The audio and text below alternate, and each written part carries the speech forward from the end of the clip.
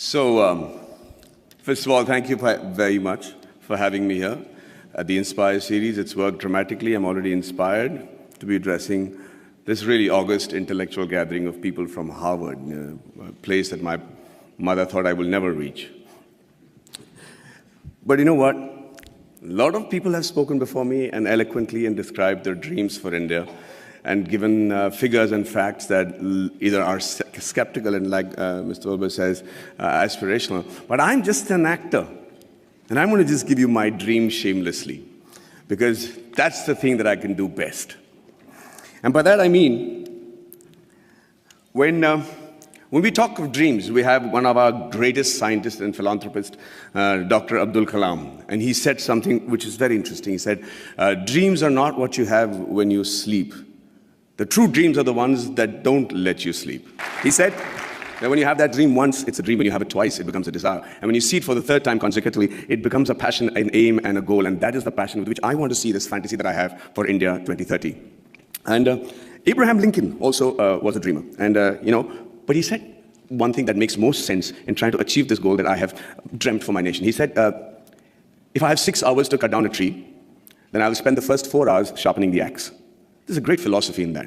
In this era of instant gratification, we just keep thinking we can achieve all these goals by just tweaking this, tweaking that. It's not true. I really believe that that a missionary zeal is required to make that quantum change. That can make 2030 what I'm dreaming about right now. And just let's look at India as a country. What a unique nation, seriously. Thousands of years old of culture and tradition, many invasions, being ruled for many years, and we still somehow managed to maintain our identity.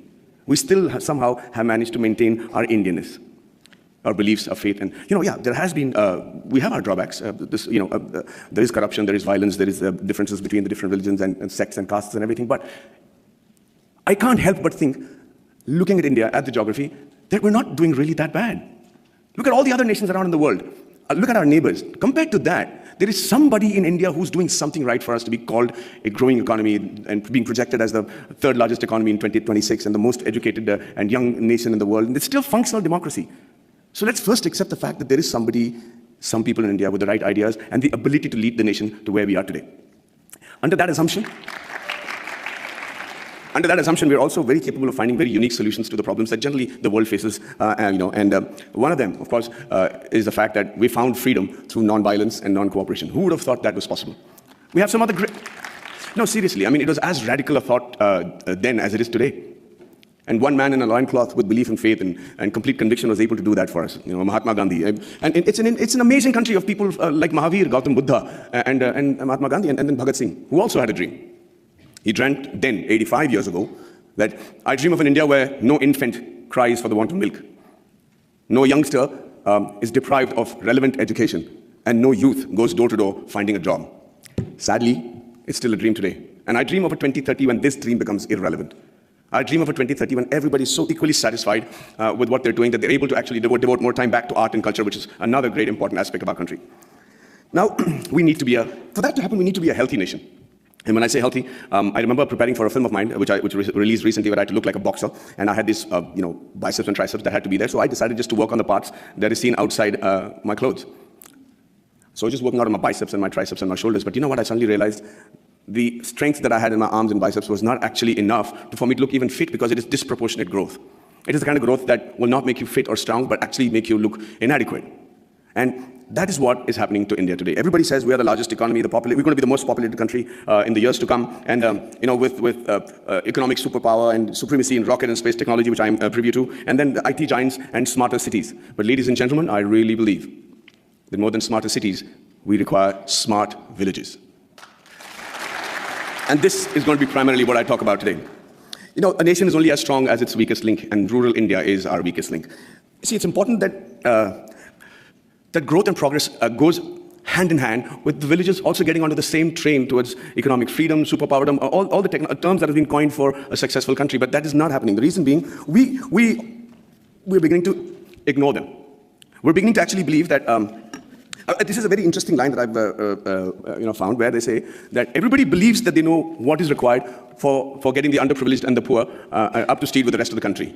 Okay? And we always start assuming that this is what they want. This is how we can help the poor and the villages, and this is what they need. And we can't be more wrong. Because when you assume, and as the spelling goes, you make an ass of you and me. Let me tell you how that happened to a friend of mine. His name was, he's a very profound doctor, a gastroenterologist, and he got a call from his patient, Mr. Abdul, who said, Dr. Saab, my wife is really, really ill, and she's got a big stomach ache, and she can't sit, and she can't sleep, and she's in big pain. Can I come and visit you? And he said, yeah, by all means. And like all patients today, he has done his research, he's gone into the internet, and he said, usko ye ho sakta, wo ho sakta. And the doctor said, don't worry, let me handle it. And he checked her out, and he said, she has an infected appendix, so I have to do a surgery, and she'll be fine. The surgery was done, he was fine, and Abdul was a happy man. 1 year later, he calls back the doctor and says, sir, my wife has got a stomach ache. Please do the appendix operation. She'll be fine. Doctor Manoj said, listen, I'm the doctor. Let me diagnose what I have to. Please bring her to the clinic and we'll fix it up. He said, yes, sir, fix up that operation date. We'll do it in half an hour and we'll be back. Just she needs her appendix removed. So now he's losing his patience. He says, let me do the diagnosis. Abdul, bring her to the clinic. And he's still insisting. And finally, the doctor lost it. And he said, listen, I'm the doctor. And let me tell you that every human being has only one appendix. And I've already taken out the appendix. So please don't tell me how to do my job. Abdul waited very patiently for the doctor to finish with his assumptions. And then he shot back very meekly. He said, sir, I agree with you. Every human being can have one appendix, but a man can have two wives, right? So when we start assuming what the rural India needs, we do what I think is most dangerous. In my vast experiences of shooting in really rural Indias, and villages and small kugramams, like they call it in Tamil, really small places, I realized, shockingly, that the biggest financial burden for a person of this particular village, would you all be able to guess what his biggest financial burden is? 5 minutes? Hey, so I'm going to speak for 20 today. I'm going to reduce the number of questions. I'm prepared. Is that okay? Okay, so can you all tell me, anybody, quick answers, anybody know which is the biggest financial burden for a man in one of these small villages? Sorry? Theft. Health. Okay. No, not health, not the marriage of a daughter, not education, not, sorry? Liquor. Thank you for reminding me, no. Say that again. Dowry, no. Oh, let me put you out of your misery. No, I'm saying, what does he need financial assistance for? The answer is the untimely death of a relative, of a senior in their family. That is the one occasion he can't prepare for. That is one occasion where the ceremony demands that he spend a certain amount of money, feed a certain amount of people, use the funeral the expenditures, and that's where he takes the loan, and that's where he gets indebted, and that's where, to escape that particular embarrassment and humility of not having the ability to perform the function every year as is expected of the Indian tradition, that he decides to leave the village because he's made to feel inadequate. Lord Mikil had in 1735 had spoken in the British Parliament and said the only way to rule India is to make the men there feel inadequate. He said, and truly so, that unless he feels that what he has is lesser than what others have, you will not be able to rule him. And within a very short period, they proved themselves right. The rural India today is feeling inadequate. They're feeling like they're not even part of our country. And what happens with that is, they start then looking at opportunities in villages and saying better education, better health, better lifestyle, and no humility for not having performed the funeral properly. They decide to give up who they are and move to the cities. And who they are is what is more important for us to understand. Who they are actually the timekeepers and the bookkeepers of our deep-rooted traditional culture and stories. You should see how tradition and culture flourishes in a happy village in India. We don't have psychiatrists as a big fashion thing in India, and they still manage to maintain a great level of sanity. There's a great phrase from the poem If by Rudyard Kipling, where it says, dream but not make dreams your master, think but not make thoughts your aim. Meet with triumph and disaster and treat those two impostors just the same. It's very easy to say it, but how do you treat those two impostors just the same? The answer lies in the tradition and the culture and the books and the epics that are so prominent and predominant in our country. The Bhagavad Gita, the Quran, the interpretation of that in the subcontinent, the Bible, the Guru Granth Sahib, the granny stories. And you know how to handle the diversities and the setbacks, and you're able to sit back, reassemble yourself, come back and fight with the same glory again. And when you don't give a villager that, you're depriving him, we're depriving ourselves of what I think is one of the most important survival tool in today's world, which is the culture and tradition. So I dream of a 2030 where rural India is as developed as the rest of the world, was as aspirational as the rest of India, and where the villager is provided with the same opportunities as it is available in the cities. And after a hard day's work, a villager is actually able to come back, sit down, have a drink, put his feet up, and start thinking about art and culture and poetry. That would be a dream that I have for 2030, a practical dream that I have for 2030.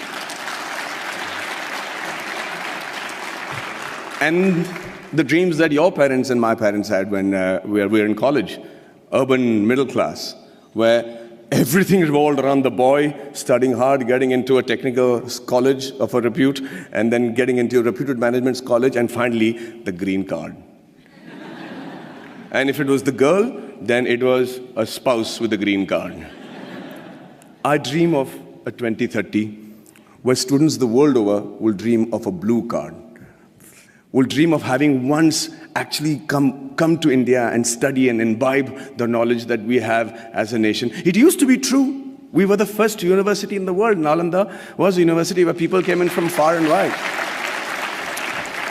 So it's not a pipe dream. It's a practical dream that I have, and I think that's easily attainable. And finally, before I wind up, I think I dream of a 2030 where we have a meritocratic electoral base which selects its leaders and whose leaders believe that it is more important to serve with a missionary zeal to serve the nation rather than rule it.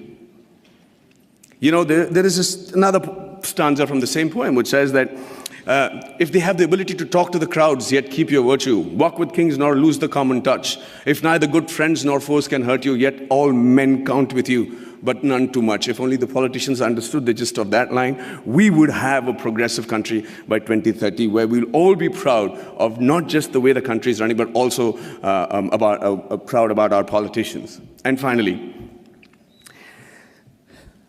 you know, I'm an actor. And the dream that I have for myself is that in 2030, I'm as relevant, I'm as handsome, hopefully, but if age was to catch up, then they probably would have mapped my face by then and used technology to make me look as young or old as the role desired me to look, and I'm still able to romance the pretty young things that will be part of the industry in 2030.